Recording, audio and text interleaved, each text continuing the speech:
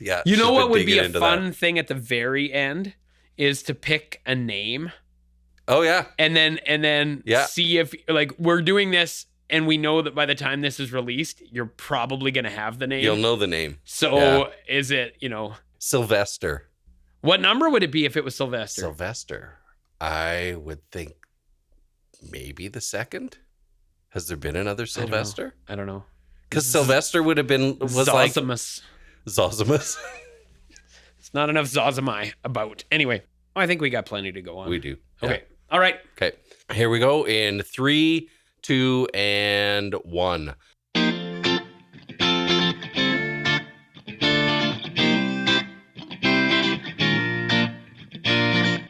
I'm Deacon Eric, And I'm Dr. Brett Salkeld. and you're listening to Thinking Faith. This is a podcast brought to you by the Archdiocese of Regina, where we attempt to navigate this winding road of faith in Jesus Christ so that we might know Him more intimately, love Him more profoundly, and together serve Him more deeply in our daily lives. Welcome, everyone, to another week of Thinking Faith. And we've had a whirlwind of a start to the Easter season. Right. Within the church in ways that we didn't expect with the passing of Pope Francis. I went on the prayers of Good Friday when you pray for everything, Yeah. including the Pope, Yeah. right? I said to myself at those prayers, this is his last Easter. Really? Yeah. Well, he hasn't been well. No, he hasn't been well. It Yeah. doesn't take like No, it's divine not like- intervention to predict a sick 88-year-old might not have a year left. Yeah. But I just had this sense when we prayed for the Pope. I was like, this is the last time I pray for this Pope on Good Friday. So then Easter Monday, you And then wake Easter up Monday, I was and- like, was that my fault? Wow. Like, did it, whoops. Did you say it out loud to anybody? No, I didn't. No, it was No, I just in didn't. your head. Yeah. For me, it was like a nudge at 4:00 in the morning. Melissa, for whatever reason, had looked at her phone and saw like the breaking news.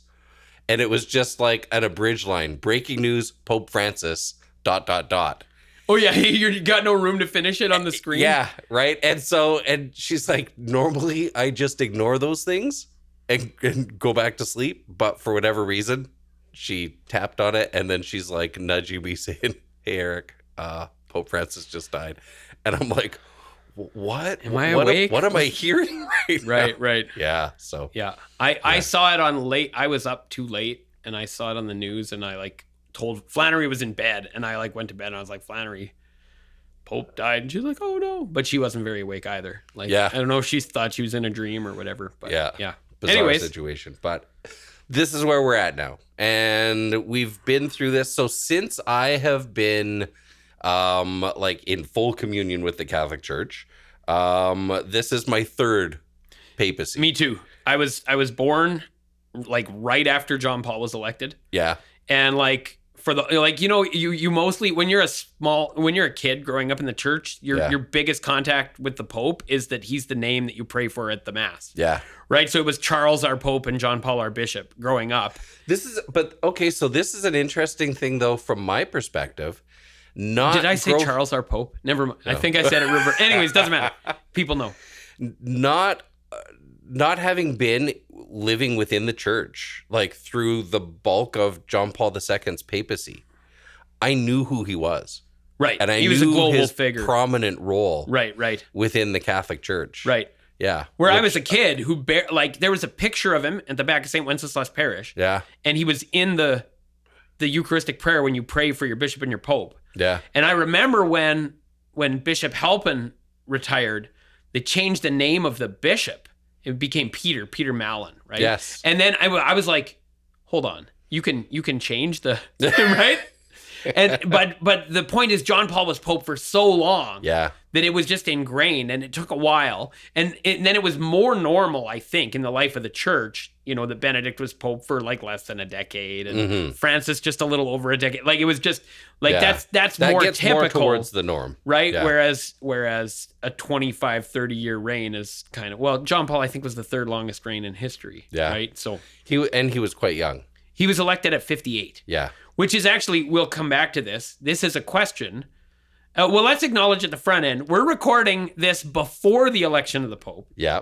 Before the conclave is even before started. the conclave has started. Yeah. But there's a very high probability that by the time you're listening to this, we already know who the next pope is. Yeah. So I think a guarantee. Like because the conclave starts next week on the from where we're recording it. It starts on the 7th. Right. Yeah. So we're going to say things that could be proved definitively wrong. Yeah. I would anticipate. It seems likely. But we're going to hedge our bets a little. That's right. Yeah. But we thought, even though it's coming out after, in all likelihood, after the next pope is elected, we would talk about what it's like to be a church in between popes, what our expectations are, what are, let's call it appropriate spiritual disciplines. Yeah. Because there are certain temptations in a time like this that actually aren't good for our souls or for the life of the community. Yeah. And there's a way of conducting ourselves that's not helpful. Yeah, and we've both seen some of that popping up. We've seen it. Yeah. And very quickly. Like it was Easter Monday, there was things going out on social media and through news outlets that I thought immediately not very helpful. Right. Yeah, or respectful. So we need, my agenda now is on the line because apparently the church is a democracy that's not a democracy, but that's still kind of a democracy. Yeah. Right? That's the conceptualization. It's really hard for us to conceptualize that, right? Yeah. And so we think like, I have these priorities and the church will not survive or it will be catastrophic if we don't get a pope with my priorities. Exactly. Yeah. And I actually, okay, on the one hand, I'm like, I have no patience for it. And then on the other hand, I'm just like, I'm bored of it so fast. That's exactly what I'm finding. Just like, this kind of boredom, because it is kind of a boring approach. Like if the priorities that the Pope needs to keep most in mind are just those are my priorities, like that's why do I even need the church? Well, that's it. Why do I need the church if that, anyway. Yeah. So my metaphor, as I was thinking about this, is we have a few kids. When you're having a child, well, in our case, we had 2 boys. When you have a third child after you have 2 boys, the general presumption is like you're hoping for a girl, right? Yeah. And so people would ask you this, and I'm like, a girl would be lovely. And now we have 4 girls, and we love them all. And they're lovely. But the point was not that we wanted a girl. The point was that we wanted a baby. A baby, that's right. And here's the thing. Now we have 4 girls. And Daisy is not Dorothy, is not Beatrice, is not Martha, right? There's not like some preset where you can just set the dials and get the baby that you want. And part of the glory of having children is that you have no idea what's coming. Yeah. And God gave us Daisy, and God gave us Dorothy, and God gave us Beatrice, and God gave us Martha. And we would not have, if we got to design them, we wouldn't have designed them the way they are. Yeah. And we would have been worse for it. Yeah. And that's how I feel about the next pope, is like, if I get to design the pope, that's going to be a lame pope. Yeah. Like it's like the framework, my framework is so limited. Yeah. It's so small that we can't conceive of like all of the surprising gifts that another human being can bring into our lives. Who won't be Francis or Benedict or John Paul, right? Because we don't need. Now they might have the name. There might be a Francis II or a Benedict so we'll talk XVII, about that near the end, or a John Paul III. Yeah, we'll put out some possibilities. Yeah, right. But even Benedict XVI is not just Benedict XV. Like they're unique individuals in a time and a place called by the Holy Spirit. And I'm just like, I'm curious to see what the Spirit does. The way I'm curious to see who shows up if we have a new baby. Yeah. Not that I get to set the template for who this baby is. Because if, and we're seeing this to connect it with like a bioethics question. One of the massive problems with designer babies is they come with a set of expectations that they can never meet. Exactly. You will necessarily disappoint your parents. Yeah. And the best you can do, the absolute best, is that you could like meet some of their expectations. But the possibility that you could surprise them in a positive way, maybe grace breaks in and, the parents recognize that setting these expectations on their pre-designed child was unhealthy, and they're open to novelty and surprise. And okay, so but in general, like the attitude is you will be this smart, this athletic, this good looking, this whatever. And if you're not, you're some kind of disappointment. Yeah. And that poisons the well of the parent-child relationship before it starts. And what I am perceiving is if I, in social media and in conversation, is if I decide that a pope needs to check these boxes to be a good pope, then I've preset the conditions that poisons the relationship before it starts. Yeah. And like that just, so I've heard prayers, right? Prayers that we get a certain like, so it's one kind of pope. It's one thing to pray for discernment for the College of Cardinals as they seek the Holy Spirit's guidance and the way forward for the church, right? Yeah. And leave that open-ended. And it's another thing to say, let's pray that the next pope is a traditionalist. Let's pray that the next pope is a progressive. Let's pray that the next pope has this or that vision or whatever it is, right? Yeah. And it's just like, well, now you're stuck. Now the pope either wins or loses by your metric. Well, and the interesting thing too is you're setting yourself up for disappointment in even a particular individual's interpretation of what that looks like. Right? So you don't know even if you get a pope that has, and we've got the list, I've got a list of them on my phone already. Right. You know, with the 8 or so candidates that the media has put forward as these are the big possibilities. And they're, you know, this one's progressive and this one's more conservative or traditional, right? It's all the language is in there, but you don't know what that looks like in that individual's life even. Right. And there's a significant change in a leader's approach when they take office. Right. All of a sudden, the perspective and the scope affects what that mission looks like. John the 23rd did not look like what the prognosticators 100% would have predicted, right? Yeah. And a related thing is the progressive, conservative, traditional, whatever categories are largely based on a Western political model, which does not really work when you're considering candidates from other parts of the world. No. African cardinals tend to be socially progressive, not on sex and family things. They tend to be very socially conservative on sex and family, and like very socially progressive on things like immigration. Yeah. Which does not map onto our Western political division. Yeah. And so to call a given African cardinal socially conservative or socially liberal probably just misses the forest for the trees, right? That's it. Yeah. All of the nuances. Right. And that in there. Yeah. Right.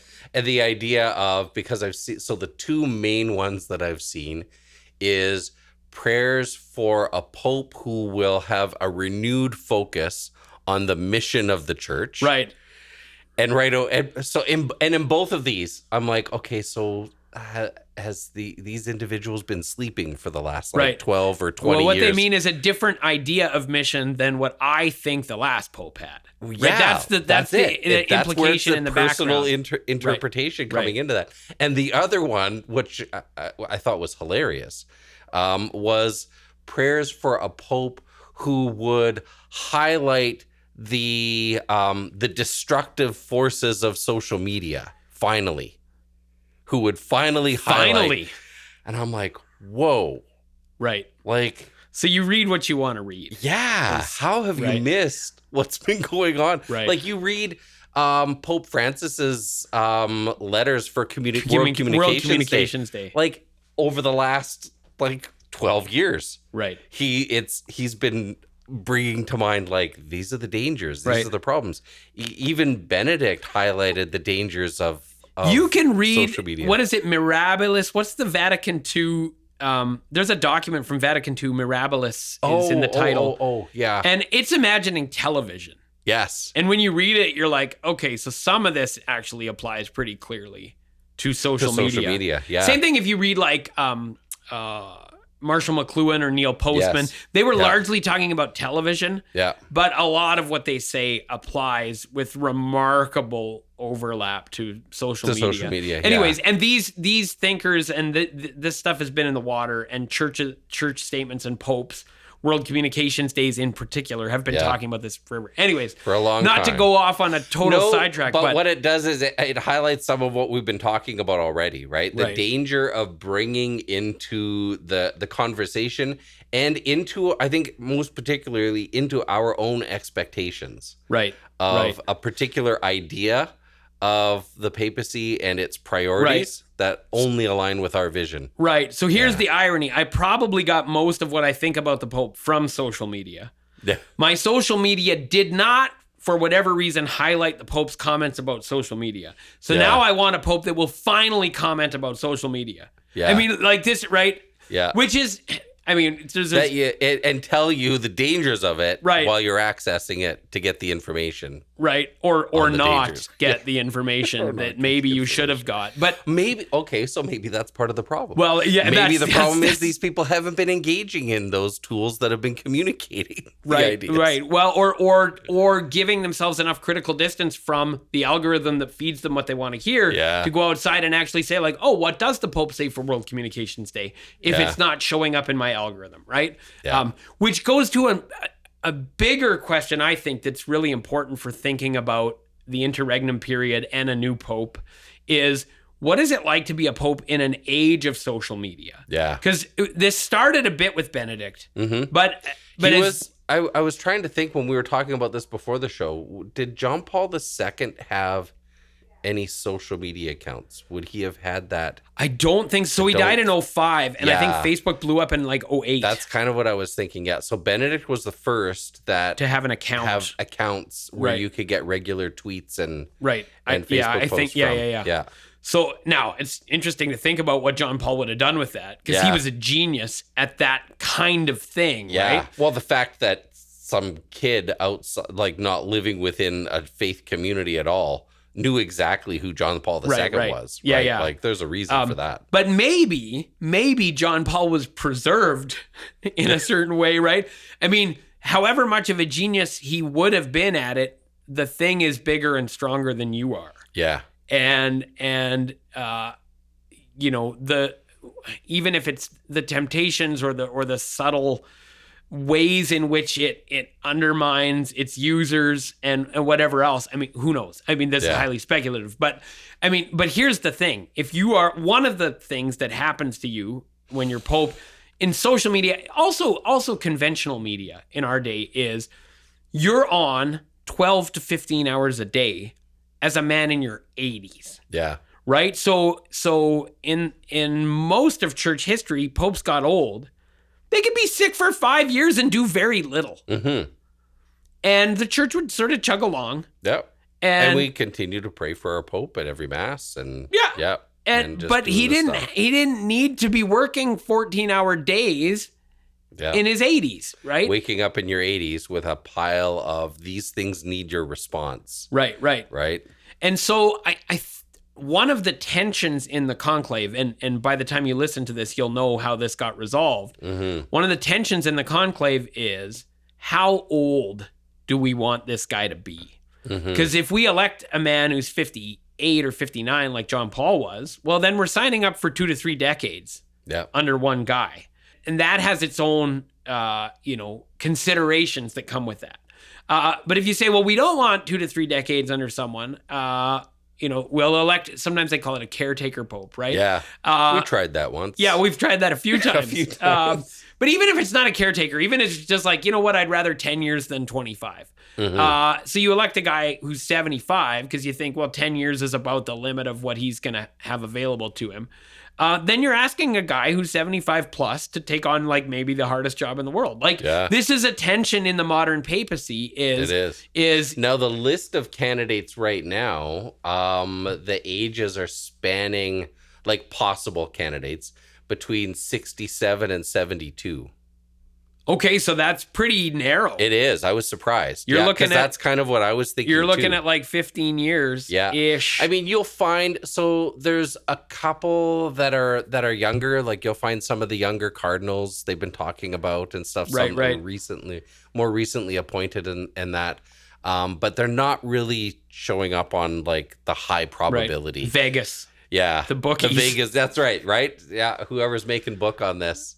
Yeah, they're not. Do you have money down, by the way? I do not. Yeah, I don't know. Yeah. I have trouble spending like $7 on a lottery ticket. Right. And just kissing it goodbye.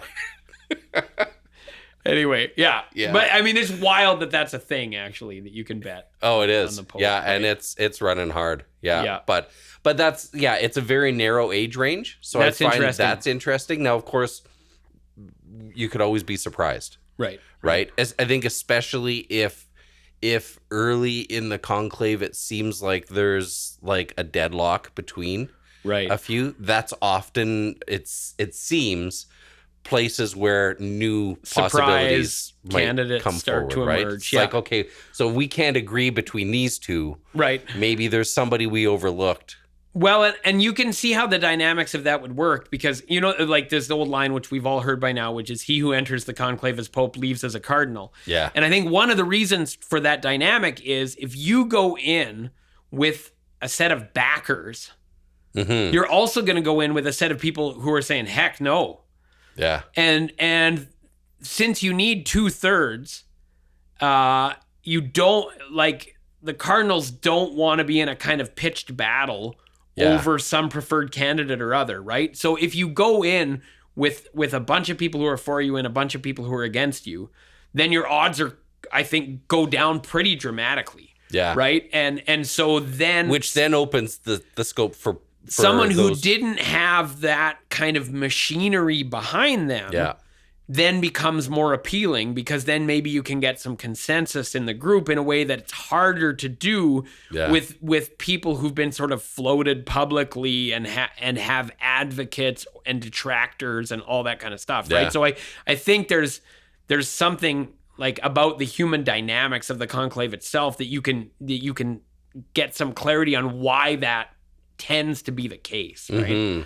Now, as I understand it, as I've been kind of being refreshed on how this process of determining a new pope kind of rolls out, while we often assume that a lot of that campaigning, if we want to call that, again, there's our Western kind of language coming in, and stuff, is going on behind closed doors.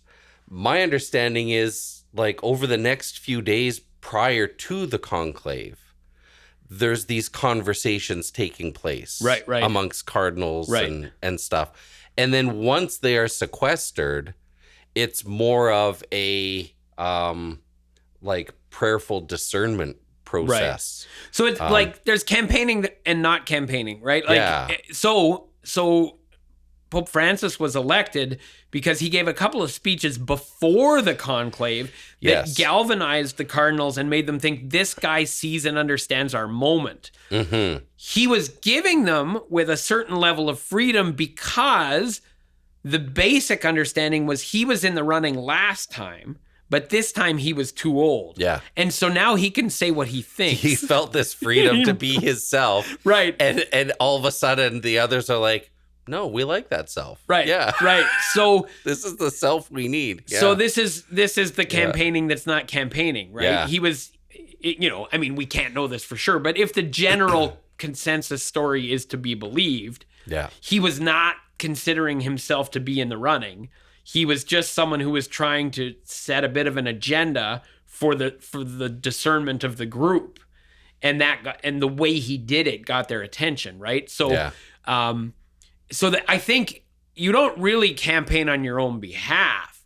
I think a few people hear you and start talking and saying, well, that guy might have something to say. This is someone to listen to, right? And so another part of those conversations, so there's some of the, you know, maybe public interviews or speeches that might go on from the various possible candidates over these next few days leading into the conclave.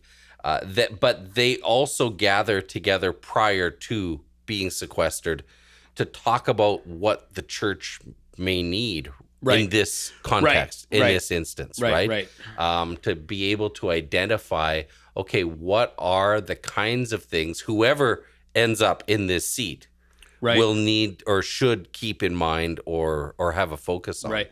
Now, relatedly, so here's a wild one. If I was a bookie, I think an interesting side bet, in addition to who is the Pope, would be, does anybody get excommunicated? Because the penalties for transgressing the sanctity and secrecy of the conclave is excommunication. Yeah.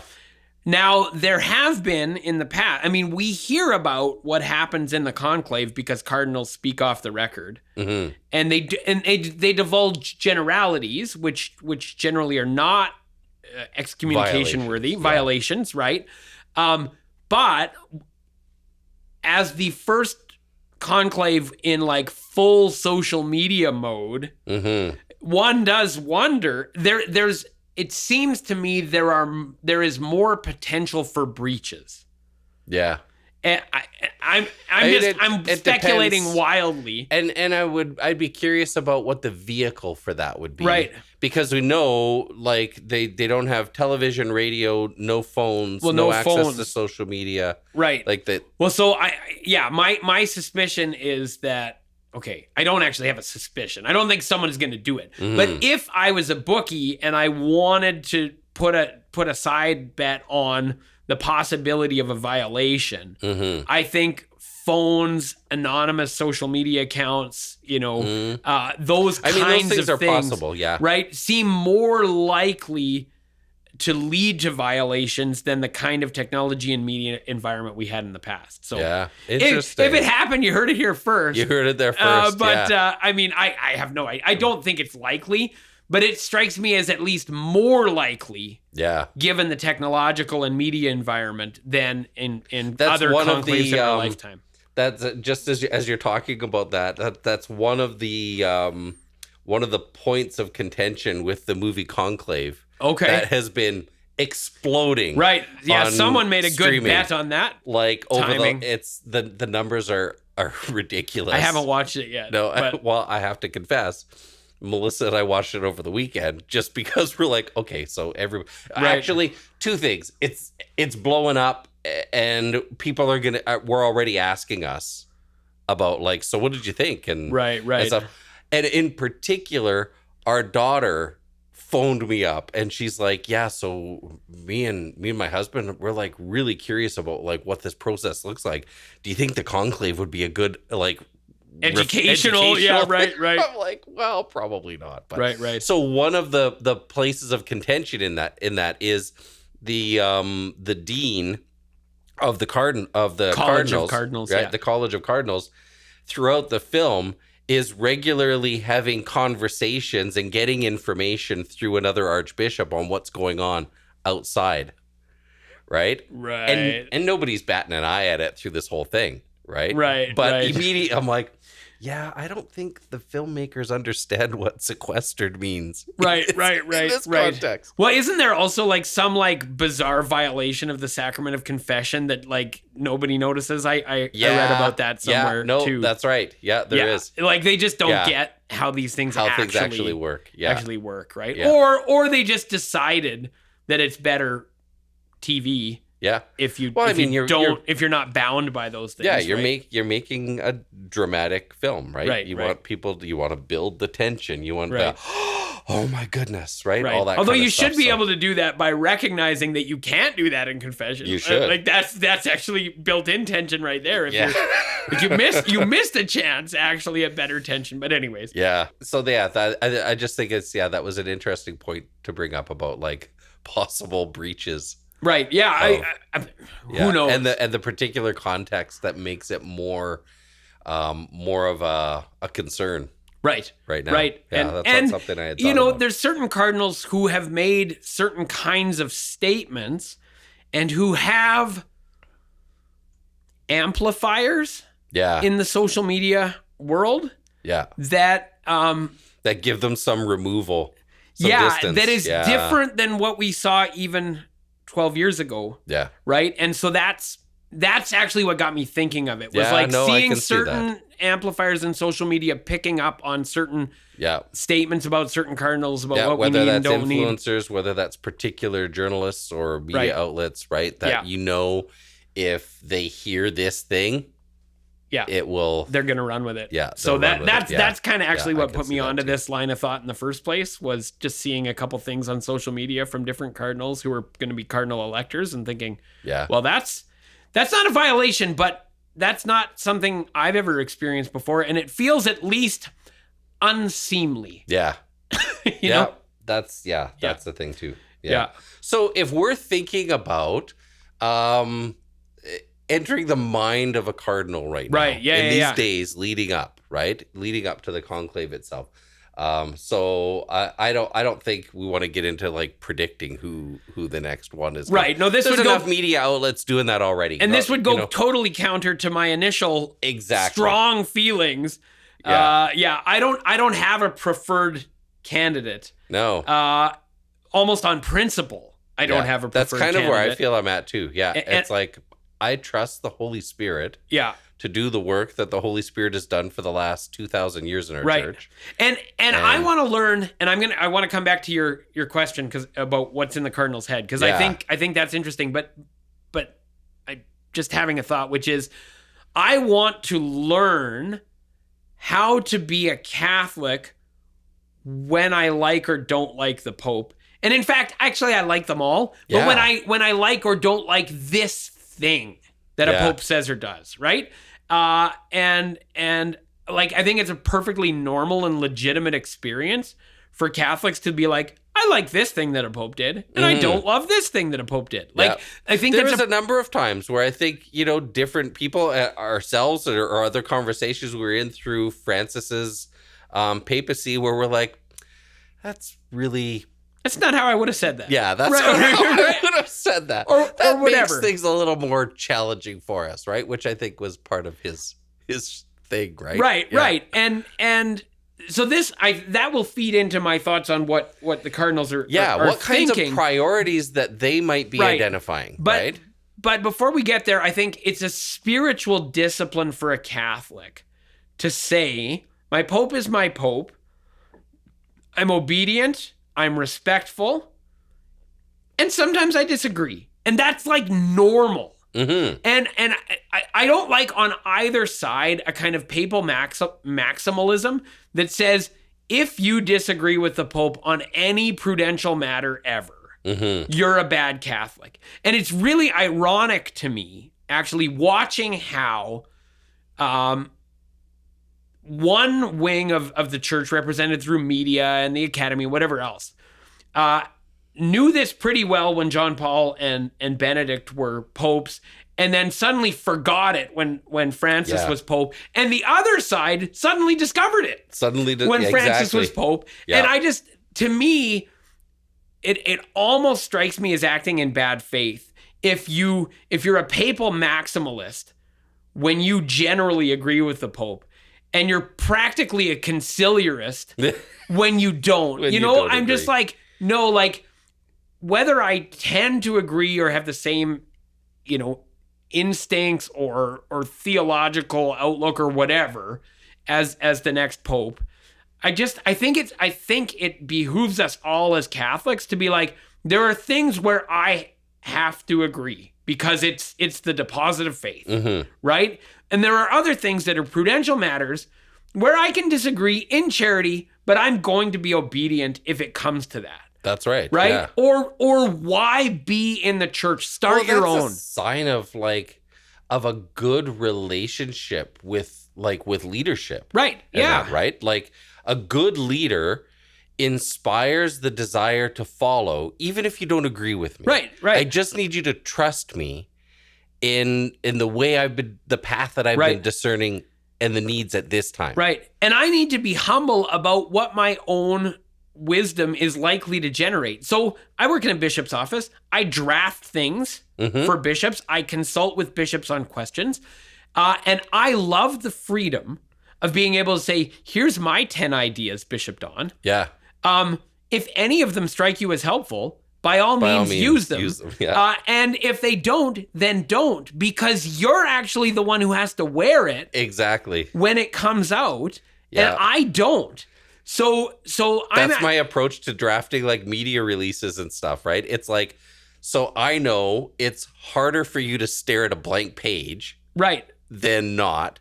So here's an outline. Right. A bad idea is better than no idea. Because if you, and Bishop Don will say this explicitly, if you give me an idea that I'm like, that is not something I would never say, then I have a clearer sense of what I would say. Right. That's right. And I love the freedom of being able to offer totally. ideas. Because you don't have to have any ownership in it. Right. It's just like, here you go. But you what's can't, going to happen with this? You know, you can't sit back like the Monday morning quarterbacking, where you get to say what the person in authority should or shouldn't do, and never have to deal with the consequences that follow from those decisions. That's right. Right. Yeah. So the healthiest attitude I saw during COVID, when we got crazy letters, mostly from one side, but we actually did get some crazy letters from the other side. Yeah.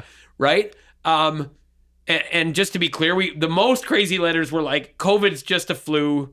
Like, no one's in danger, blow open the doors. But we did get occasionally like absolute maximalist positions on like safetyism and whatever that were overblown, right?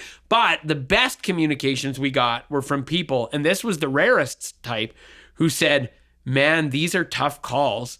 I'm going to pray for the person who has to make these decisions where other people's life and health hang in the balance, and there's a lot of competing goods, and we don't have full knowledge, and we got to make a call. Yeah. And it just warmed my heart when I got an email or a Facebook message from someone who understood the weight of the decision on the person in authority. Because I just get exhausted by people who know exactly what you should do, but never have to take responsibility for what their decisions would have meant. Yeah. It's exactly why, like, in the scope of our mental health ministry, we don't give advice to each other. Right. For exactly that reason. Yeah. Right? Because I don't have to live that out in your context. Right. Right? All the best we can do is share what has worked or maybe what hasn't worked. Right. In our context. And then you're free to do what you feel you need to do. Yeah. In those situations. It's a healthy approach, I think, to relationships in general. It's a healthy approach to relationships. And if your relationship is one where one person has authority over you, then it takes on a particular dynamic. Yeah. And that, I think, is helpful for us thinking about our relationship with the Pope. Right? And anyway, so and rant. Well done. But, but if I was a cardinal, not even if I was a cardinal, I am guessing that a priority for the Cardinals is something like stability. That if I had to bet on one thing. Now stability is a pretty general term. It's no guarantee, because people have voted for stability in the past and not got it. No. Right? John the 23rd was supposed to be the caretaker pope. But my guess is, as someone who's worked in a church office for the last 12 years under Francis, it's been a bit of a wild ride. Like him or hate him, it's been a bit of a wild ride. And my gut tells me that the Cardinals would like something a little more consolidating in the immediate future, to sort of like and I think this is true whether you're basically a fan of moving Francis's agenda forward or if you would like to take a different tack. I think in either case, stability is probably a preferred value at this stage, because it's been a little wild. It has. And some people like that. I mean, Francis himself was clear that he likes it that way. Oh yeah, that when Michelle Braden and Braden Kuntz and I were talking just over the last couple of weeks, right? He's the one that came out early on and told the young people of the world that he's here to make a mess. Right. And I have the T-shirt. Yeah, right. That's exactly right. We all have the T-shirts and stuff for that. But from his Jesuit perspective, it's within the mess that you find the creativity of the Holy Spirit, right? Drawing you. And you're right. Other leaders may not be as comfortable in that mess. That particular I'd say that particular brand of mess, because we've talked about before. We're always in a mess. Life is messy. We're always right? in a mess. Life yeah. is messy. Yeah. Right? And there's different kinds of whatever you want to call it, openness or experimentation or whatever it is. It doesn't always look the same. But I think you're gonna see some whether it's the final, candidate. Some people in the conclave are going to be pushing for stability. I think that's one thing I would think. How that relates to the question of the age of the Pope is an interesting question. Like, how long do you want stability for? Do you want stability for 5 to 10 years, or do you want 20 to 30, or what does that look like? Yeah. I'm wondering if a focus on Francis had a very high focus on the interconnectedness between environmental concerns, social concerns. Like, that was a thread that ran through most of his encyclicals. Right. I wonder if that's something that will continue to be on the radar. It seems to me, given our geopolitical, the picture of the world, peace and migration, which are two massive themes in Francis's papacy, as social questions. Well, they've escalated. They're not going away anytime soon. No, that's what I'm wondering. Right, some of those situations have actually escalated over the last number of years. So peace and migration, I think, remain a priority no matter who's pope, and their relationship to the environment is kind of undeniable. And so we could explore all the different, there is such a thing as a climate refugee, because poorer areas of the world tend to be more affected by global warming, extreme weather, all that kind of stuff.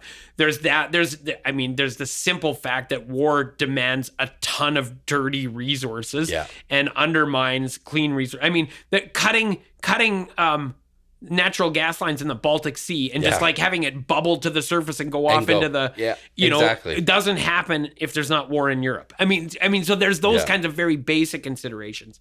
But then, it's just, if you have three things, and you could actually argue that the three biggest global issues today are environment, peace, and migration. Maybe there's others, but it wouldn't be far-fetched to put those three at the top. If you don't have a pope who can speak to those and see the connections between them, that would be very odd. And here's the thing: in the West, we have this bizarre thing where we think of the environment as a concern of the left, in a way that divorces it. But Benedict was called the Green Pope.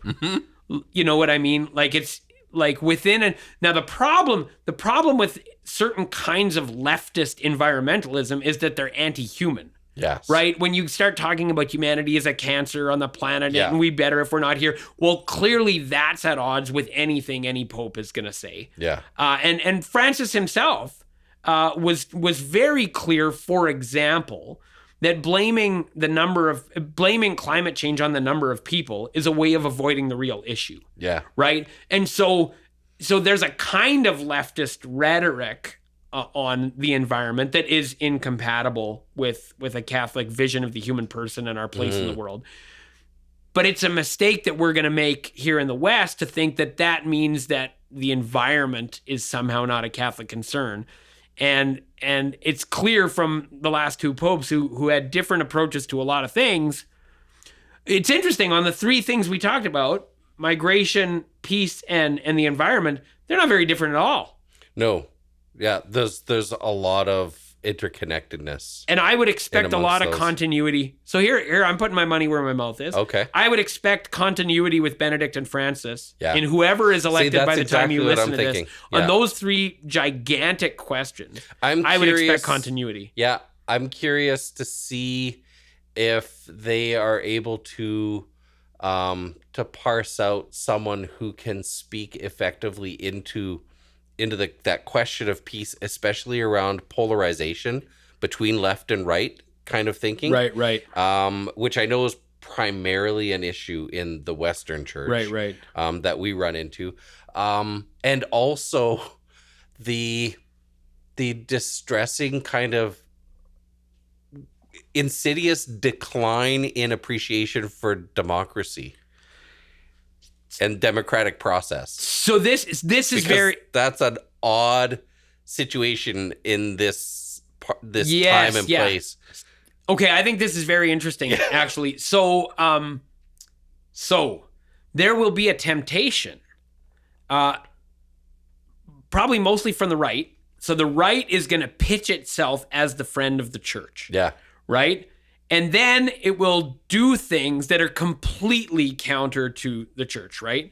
I mean, let's think about the immigration situation in the United States. Mm-hmm. Now, people are going to mishear me, and they're going to think that because I'm criticizing, the current administration on immigration, that I believe in absolute open borders and anyone can take over, right? Yeah. I read this exchange on First Things between two, and they just talk past each other because they just assume. Yeah, I remember the story. That if you think that anything is wrong with like sending people falsely to mega prisons in El Salvador, that you're just for the takeover of our country by gang members. Yeah. Like it's That's so that false distorted. Polarizing, Right. That someone needs to speak into. Yeah. But the right is going to pitch itself as the friend of the church, and then it won't simply have policy on immigration that is against what the church says. It will literally persecute Catholics, like actual Catholics. Because a lot of the people who are being sent away without due process are Catholics. Yeah. Right. Not that we're only concerned about justice for fellow Catholics. Yeah. But let's just recognize that the people who are pretending to be our friends actually don't care. Yeah. Right. And so we're not going to get preferential treatment if we cozy up or whatever else. And so there's going to be a real challenge for the next pope to speak about the integrity of Western democracies and speak into polarization. But here's my question. On the other hand, we're saying, well, maybe we have a pope from the developing world or the 2/3 world because that's where the church is growing and there's been too much attention, blah, blah, blah, all this stuff in the West. Yeah. Does the church need to concern itself with the failures of Western democracies, or does it need to outlast them? That's a very good question. Yeah. So here's my... Traditionally, it's been the former that the church's approach, right? The church... Do you mean the latter? Or the latter. Yeah. It's been the latter. The church just waits and outlives right. it all. I mean, it has something to say about the current political moment. But here's the thing. The church does not need to fix the politics. No. In order for things to, here's my metaphor. When the church looks like it's in decline, as has happened repeatedly throughout history, and I'm not saying there's no such thing as actual decline in the church, but very, very often when the church looks like it's in decline, it's actually the ambient culture that's in decline. Yeah. And in short order, from a historical timeline point of view, the ambient culture actually collapses, and guess who's left? Yeah. And this has happened like repeatedly. And you can point to like specific things like Stalin saying, how many divisions does the Pope have? Right? When someone told Stalin that the Pope didn't like what he was doing, he's like, yeah, but I have an army and he doesn't. Well, where's Stalin now? Exactly. Napoleon had the Pope in a barn. Where's Napoleon now? Right? Like it looks like the end of the church. And so here, when we saw just Easter, like 2 weeks ago, record numbers of people coming into the church in France, in the UK, in Wales, right? And so here, I'll tell, this is a story. My mom does OCIA now at a small parish, St. Wenceslas Parish in Gerald, Saskatchewan, with a village of 125 people and maybe 40 parishioners, right? So I told my mom about these booming numbers, young people. It's overwhelmingly young people. Yeah, it is. Coming into the church in France. And she says to me, well, that's really too bad that that's not happening in Canada. And I said, Mom, okay, first of all, in a parish with 40 people in small town Saskatchewan, you actually have an OCIA class. Exactly. So that's one thing. But who's in your OCIA class? Oh, it's two guys in their 20s. Okay, so in a parish of 40 families. So not 40 families, 40 individuals. 40 individuals, right? Yeah. So percentages. So percentage-wise, you're doing better than France. Yeah. Right? So she couldn't even see that this thing that's happening in France was happening in Gerald, Saskatchewan. Yeah. So I said to her, when's the last time St. Wenceslas welcomed 2 unchurched 20-year-old men into the community of faith? And she's like, maybe never. Maybe never. Now she's went and gone digging, and she thinks there might have been one in the 70s. Right? Yeah. So anyways, the point. So that's a boom. So this is a boom, right? And I mentioned this here, and they said there's various parishes in the city and around the diocese that are having similar. I can say that our RCIA contingent at Christ the King was largely younger people. Right. Yeah. And young adults. Right. And it's like historically, young adults entering the church have been people who are marrying a Catholic. Mm-hmm. That was one of the main reasons. Yep. And now it's more and more. In France, 80% of them were people from broken homes. 80%. Yeah. Right? So it's largely refugees from a dying culture would be one way to conceptualize what's going on. So to go back to the question, the bigger question that led to this, if what we're seeing is in fact some kind of radical cultural transformation, of course the church will have something to say about the integrity of democracies and polarization and all those. Of course, it will have something to say. On the other hand, the church recognizes that the future of the church and the future of humanity does not hinge upon the perpetuity of our current political organization. Yeah. And if that is reaching a turning point or even an end, the church will be there to rebuild what comes next. To receive the refugees of the culture. And culture. to receive the refugees from the dying culture. And so, you can walk and chew gum. You can both have insightful commentary and pastoral guidance and whatever else in an era of polarization. And we absolutely need that. We try to do that here on this podcast. Yes. Right?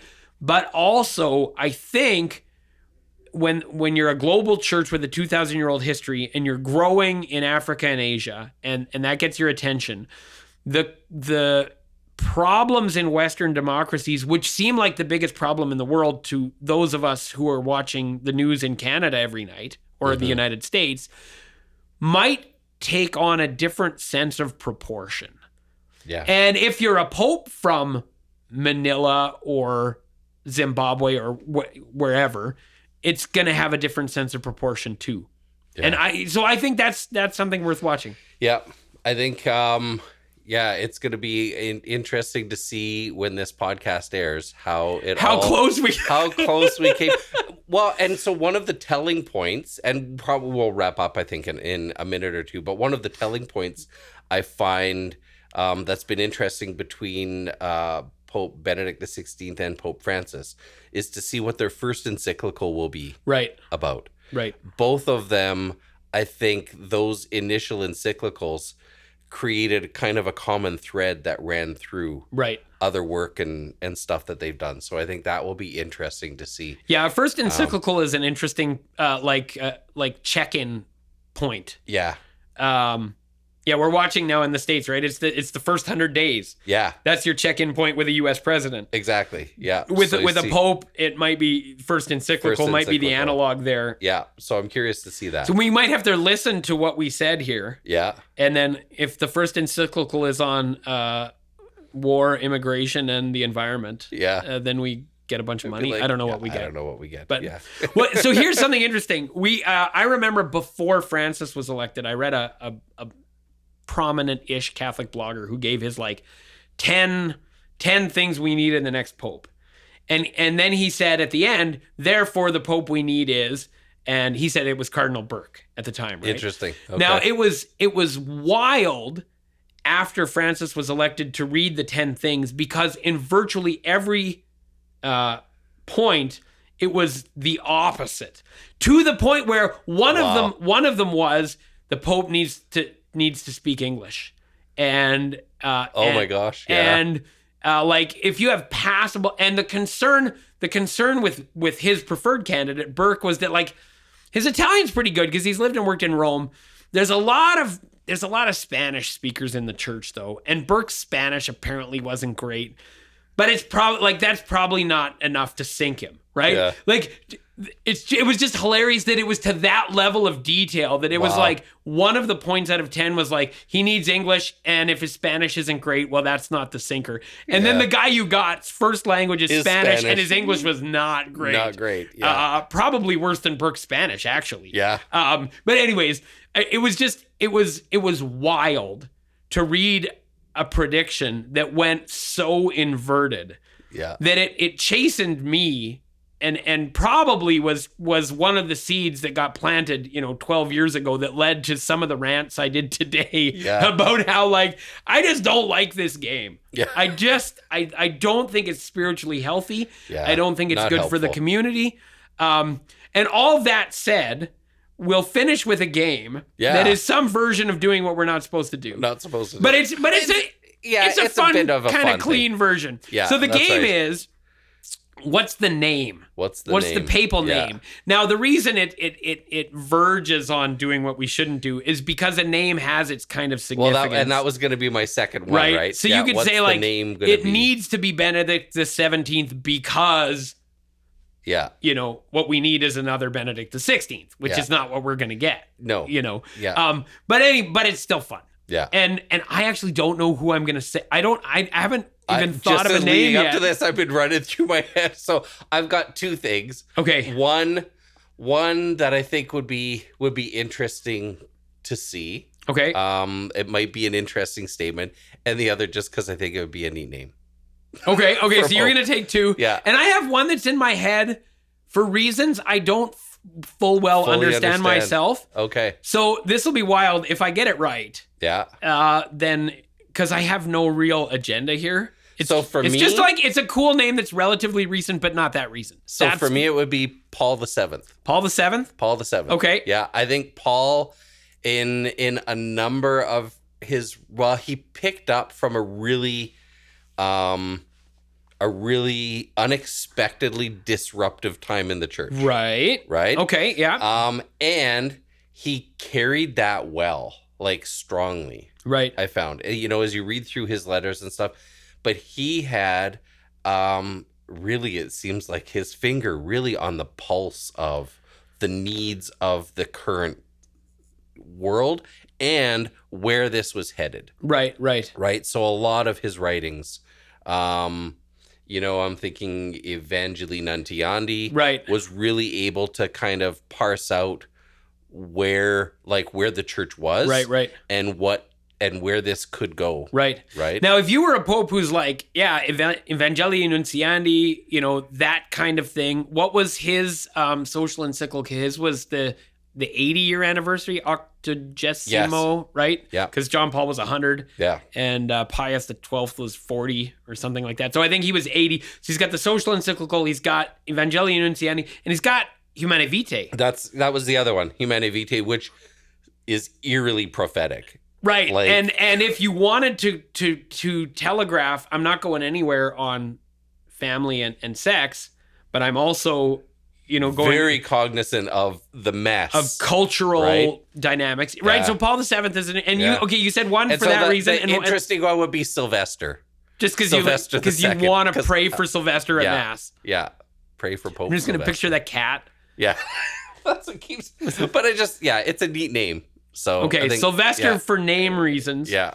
And Paul VI for kind of historical, theological. Yeah. Okay, so I'll lead with a name. Okay. Zosimus.